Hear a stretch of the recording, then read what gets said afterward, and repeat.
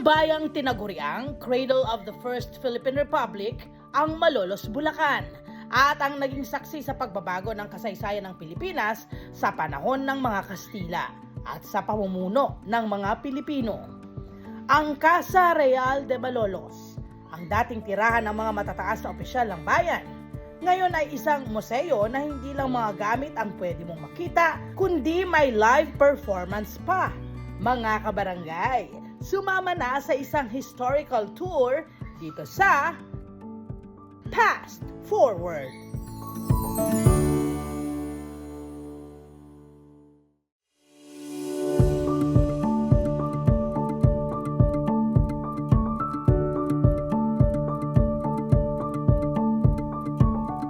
Welcome po dito sa Casa Real. Ano po ba ibig sabihin ng Casa Real? Ang ibig po sabihin ng Casa Real Royal House o Bahay ng Hari. Ito po kasi ang naging silbing tahanan ng Gobernador Silio. Doon sila po ay naroon sa bayan ng Malolos. Bali ito pong building nito no-honor po ito sa mga matataas na opisyal ng gobyerno.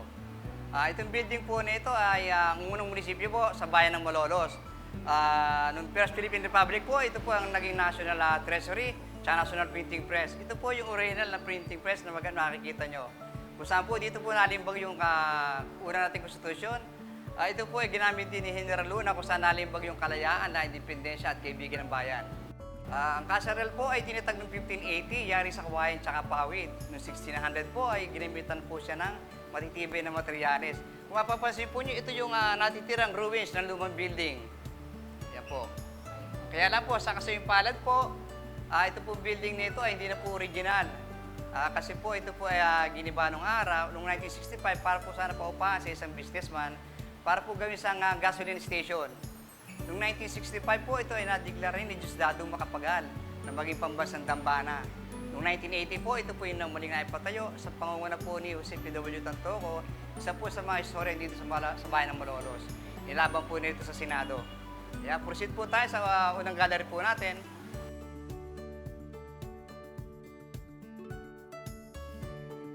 Bali, dito po, ito po yung nating first gallery. Ito po yung time ng pre-colonial. Kung saan po nyo makikita itong gamit ng sanuan ng Pilipino, gamit po nila sa pangkabuhayan, sa pakikipaglaban laban sa mga pirata. Meron din na rin po tayong unang transportation, gamit po yung balangay. Ang original po kasi ng balangay, naglululan siya ng 130 families. Gumagamit din po sila ng lantaka, yung sinauna po natin ganyan, laban po sa mga pirata na umaharang sa kanila. Dito naman po sa right side po natin, makikita po natin na sinaunang alpabeto. Ito po yung tinatawag na baybayin. Kasi wala po tayong papel at lapis ang ginagamit ng araw. Sinusulat po nila ito sa kawayan o sa kalatagan pad. Meron din po tayong replika ng Laguna Copper Plate.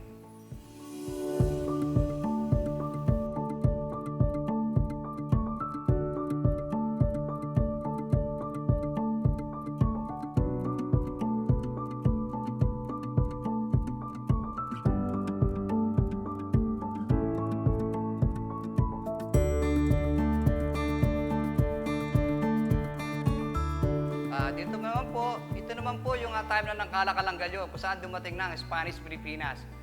Ito po yung tinatawag nating barter system, yung ginagamit po natin pakikipagpalitan sa mga karating na bansa.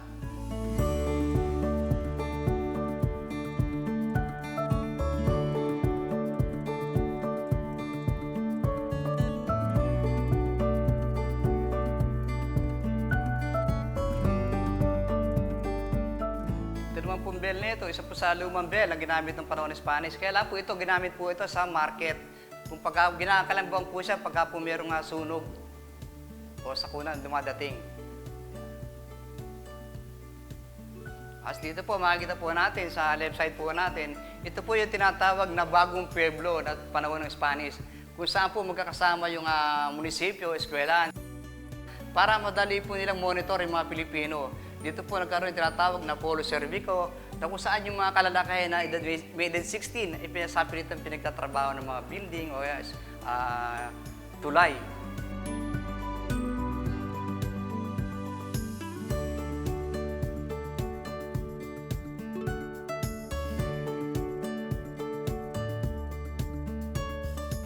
Kaya bali dito po ay makikita po natin itong replica ng noli at saka ng pili.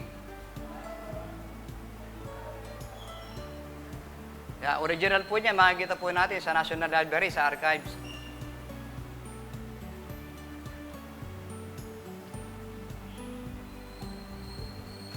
Ito naman po yung gasera na ginamit ni Jose Rizal nung siya nakakulong sa Fort Santiago.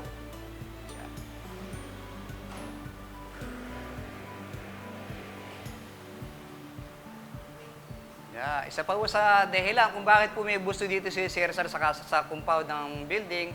Ito po kasi nga pinakaharap ng kalsada niya, tawag po doon ni Plaza Rizal. Dito po kasi ginanap na Aguinaldo yung unang death anniversary ni Jose Rizal sa Malolos. Ito naman po yung tinatawag na kilusang reformista. Kinabibilangan nila Rizal, Marcelo, sa ni Jaina. Ginamit po nila yung kanilang talino sa paggawa ng libro. Ang kilusang reformista po kasi may tatlong layunin. Ang una po nilang layunin ay magkapantay-pantay ang mga Pilipino at Spanish. Pangalawa po nilang layunin ay magkaroon tayo na delegate sa bawat pagpupulong o paghihiring nila. Ang pangatlo pong kahilingan ng Pilipino ay yung ganap na kalayaan.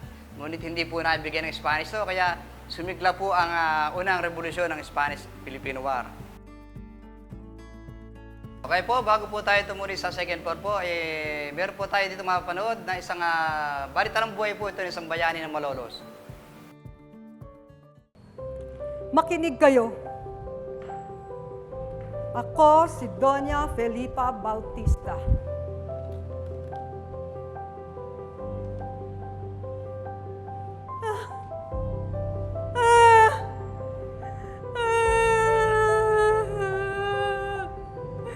Ano ang masasabi ko sa panahong ito? Digman, gutom at lungkot.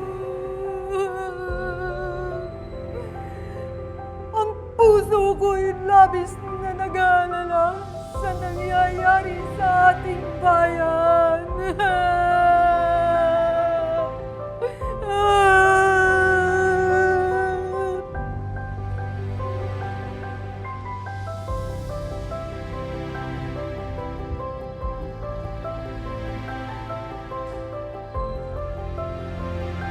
Bilang isang ina, ako'y labis na nag-aalala sa kinabukasan ng aking anak na si Don Antonio Bautista. Sa aming bahay ay tumutulong kami sa mga katipunero. Binibigyan namin sila ng bigas at pagkain upang may lakas silang ipagpatuloy ang laban. Alam kong hindi sila magtatagumpay kung hindi sila susuportahan ng tulad namin. Ang papel ni Don Antonio sa revolusyon ay mahalaga. Siya ay nakikilahok sa mga pagpaplano ng opensiba laban sa mga Espanyol. At isa sa mga nangunguna sa labanan sa ating lalawigan. Nakita ko kung paano siya nagpapakita ng kanyang katapangan at liderato sa kanyang mga kasamahan.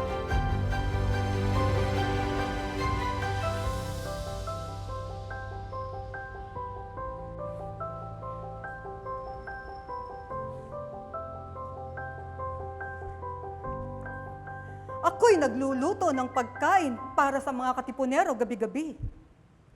Binibigyan namin sila ng bigas, ulam, at kahit pa mga damit at gamot kung kinakailangan.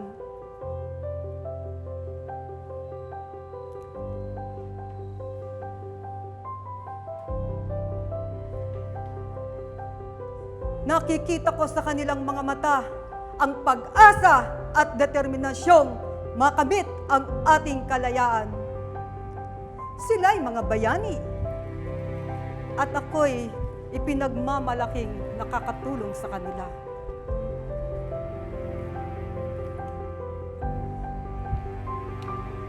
Ang panahon ng digmaan ay mahirap.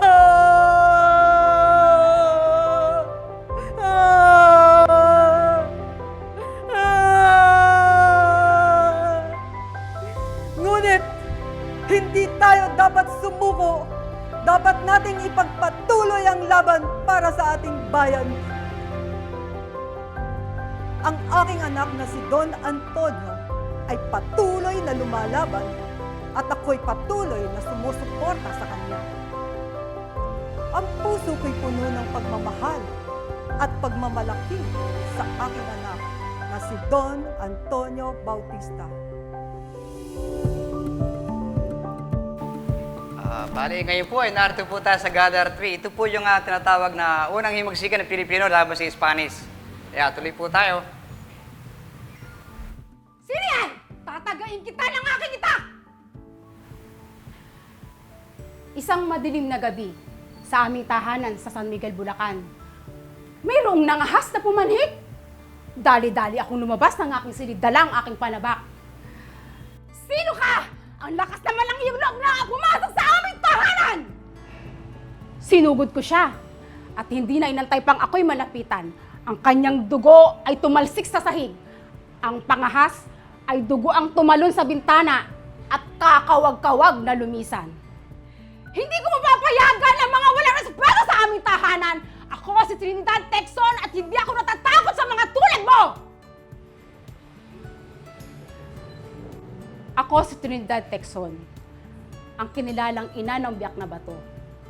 Lumaki ako sa isang pamilyang may pagmamahal sa bayan at sa Diyos. Anak ako ni Rafael Texon at Raymunda Ramos.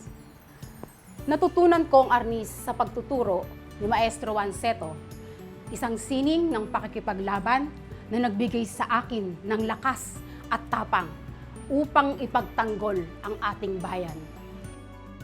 Tuloy po tayo sa Gallery 4. Ayan. Ayan. Pagkatapos po natin ang unang himagsikan, ito po yung time ng Commonwealth. Pagkaraan po ni Aguinaldo. Ito po yung Stiding Macdapilo kung saan nagkaroon po tayo ng transition, 10 years transition, pakikipag-ayos ng Pilipino at sa Amerikano. Kung saan po ay binigyan tayo ng karapatan ng mga Amerikano na pamunuan ng ating bansa. Kaya po tayo nagkaroon ng sariling eleksyon. Nagkaroon din po ng karapatan ng mga kababayan na makaboto. Bali, narito po tayo noong time ng Second World War. Ito po yung tinatawag na puppet government, time po ni Laurel. Yan, makikita po nyo rito yung isang picture po kung saan ay naputol po ng gunting yung pagkakaalipin ng mga Pilipino ng panahon ng Hapon. Yan. Dito naman po sa set po natin, makikita po natin ang isang original na machine gun. Ito po yung tinatawag na 30 caliber machine gun na pag-aari po ng Hapon. Nahukay po siya sa San Jose del Monte. Ito po ang kanyang helmet ay sa Amerikano.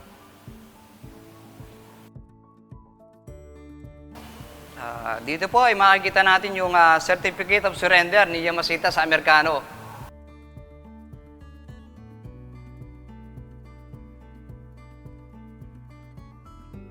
Dito naman po ay makikita po natin yung tinatawag na Mickey Mouse Money ng panahon ng Second World War. Sa dami po ng imprenta na walang po siya ng value.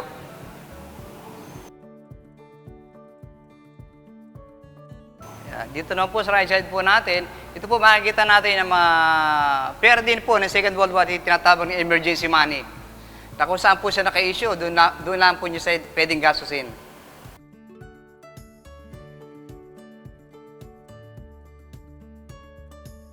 Dito rin po, makikita rin po natin yung mga pagkakasunod ng mga naging Pangulo ng Pilipinas, buhat po kay Aguinaldo.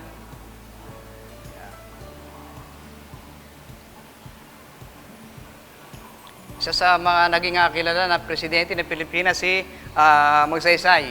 Siya yung nag-open ng Malacanang sa public. In-open po niya ito para sa mamamayan. Pero naman po, makita po nyo rito, ito po yung makaraan po ng Second World War. Manila po kasi ang nasalanta ng Second World War. Kaya may condition po ang Amerika sa Pilipinas, magpautang po sila ng 620 million para makabangon po tayo sa kahirapan. Kaya lang po, maraming mga kondisyon ng patakaran. Ito po yung picture na ito, isa pong mural siya. Ito po yung People's Power 1986. kung saan po napatalasik ang dating Pangulo nga Ferdinand Marcos.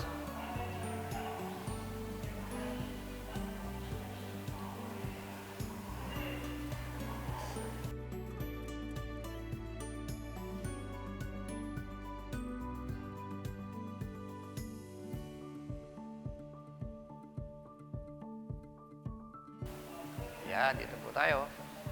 Ngayon po, makikita po natin dito yung original na sample ballot ng panahon ng eleksyon.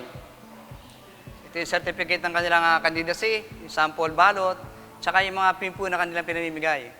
Kaya hindi na po uso ngayon itong mga ganitong pin kasi mahal po ang production niya. Ito, dito po makikita natin na mga kopya po ng unang nating konstitusyon. Ito po yung mga naging listahan ng mga delegates. Iba-iba po ng lingwahe yan kung saan po nakasulat.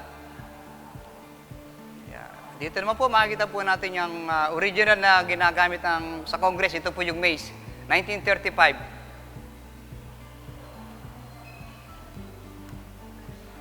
Yan. Sa ngalan po ng National Historical Commission of the Philippines, kami po ay muling nagpapasalamat sa inyo. Ang aming pong opisina ay open po sa mga mamamayan kahit po saan. Ang tungkulin po kasi ng National Historical Commission of the Philippines ay mangilak po ng mga history upang ito po ay palaganap sa buong sambayanan po natin. At ang lahat po ay inaanyayahan na dumalo po kayo para masaksihan po nyo kung ano po yung mga pinagdaanan ng sinauna nating mga bayani. Yeah, welcome po dito muli sa Kasarian. Hello po mga Kanet 25! Si Kuya Tony Pet po ito mula sa Love, Tony Pet and Everything. For more Love, Tony Pet and Everything updates, just click on our subscribe button and follow us on our Net25 social media pages at Net25 TV and at Net25 Entertainment Facebook. Magkita-kita po tayo!